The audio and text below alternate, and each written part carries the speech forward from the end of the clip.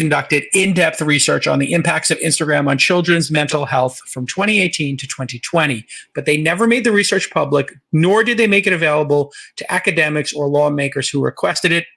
You will remember that last year or earlier this year, Facebook started floating the idea of Instagram for kids.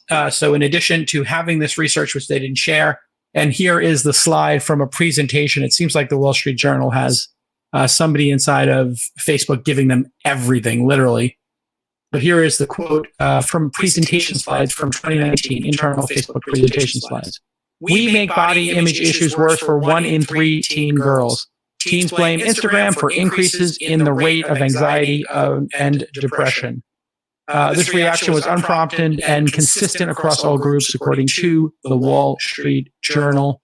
And Instagram obviously is a juggernaut, over 1 billion monthly active users, and over 40% of them are under the age of 22. This is a really interesting issue because this is probably the first example of a broad-based public policy, public health issue that tech has created, not necessarily amplified, right? Or exacerbated, but actually created, and now we're going to have to deal with this. I want to give you guys. Well, how would you define that issue? Well, I think it is a public health issue if you have mental illness, a large percentage of a cohort of our population subject to mental health issues and eating disorders. That's not a good place to be, right? I don't think that's what we want as a healthy society. In a healthy society, our daughters, and it's probably, by the way, it's probably not more than just our daughters. Okay, so I'm going to give my reaction to my point of view to the discussion. And the idea that we have to let the companies themselves do, the companies themselves police their activities, or to be on the right side of history. The idea that the company has to do research, okay? They have to do research, and they find out that the company is having a negative effect on teens. So basically, the findings goes against their business model.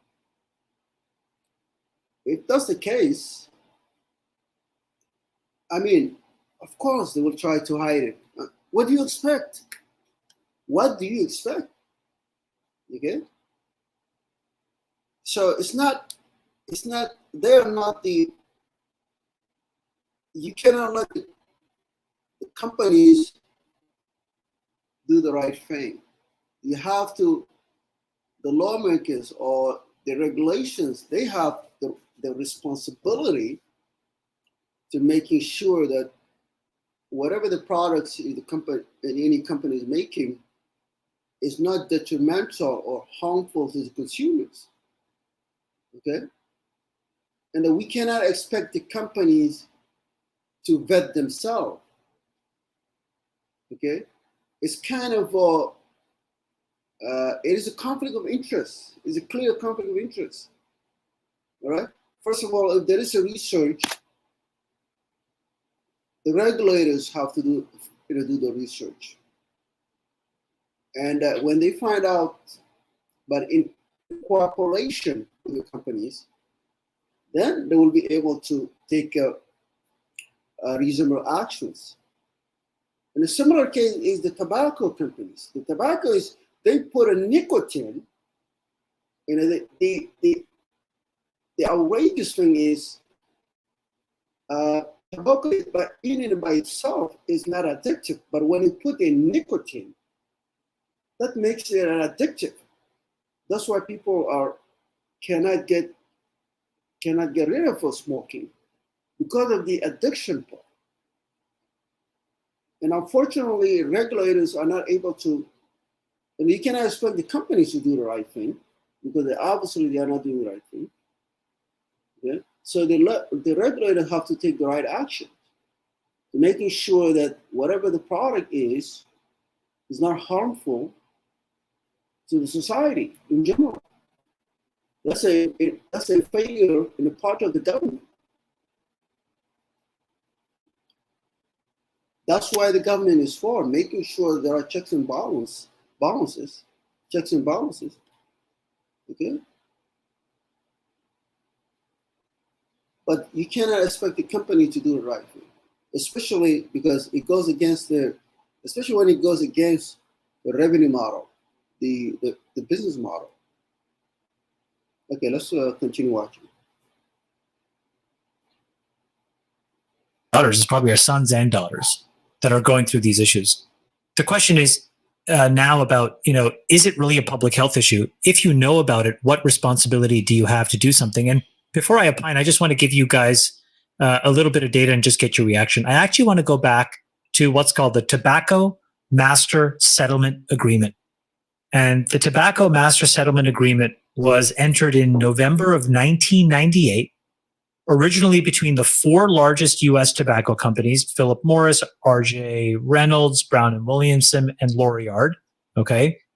And the attorney said, okay, we're going to net all these Medicaid lost product for disclosures. In big tobacco, though, there was about 800 or 900 private claims that were filed from the mid. So I was like, it may or may not have been covered up. Journal yesterday was about like human trafficking. Somebody had the studies from the 70s of when, correct me if I'm wrong, David, when the tobacco industry knew and did nothing and covered it up, and then they had the whistleblower. So do you feel this is exactly analogous, Sachs, or how close to analogous? Are we taking too big of a jump here? Well, this idea that social media is as bad for you as cigarettes has been around for several years now, and I've always wondered whether that was a hyperbolic claim. I mean, it can't and sucking it. Okay, so but I don't. Basically, they are discussing about. I don't want to go on and on. They are discussing about the fact that Facebook caught red-handed because the research that Facebook came up with proved that the use of Instagram for teenagers is harmful. So that's the case. So my point, the thing that I would like to say is, companies, when something happens to be against the revenue model, they will do everything they can to hide it. Okay. To make sure that it doesn't go against their interests.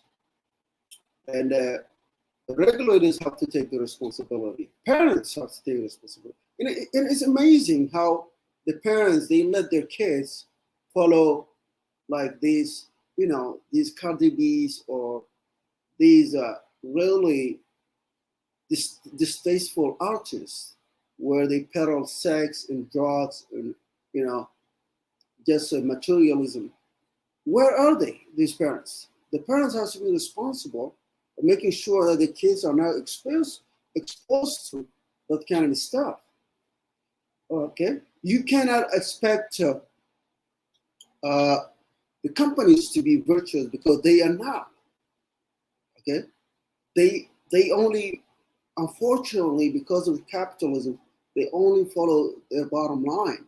And they are morally inept to make the right thing. So if that's the case, parents have to take the responsibility. Okay, the government has to take the responsibility, making sure that, as I previously mentioned, making sure that there are checks and balances and the products that are made are not harmful to the society. So that's what we expect from the government to do. But expecting for the companies to behave in a moral way is asking too much, because what we find is human being, the nature of human being is really hard to making sure that they apply themselves to the rule of law. It's very hard. Humans tend to abuse rules, tend to abuse things when it comes to their own persons. That's part of our weaknesses that we have. That's why we have to have a non-biased, an external arbiter of justice and a rule of law. So these are my points. If you have any different opinion, if you don't agree with my perspective, you can go ahead and make a comment. I will reply, and we'll take it from there. Make sure you like it, and see you another time. Thank you.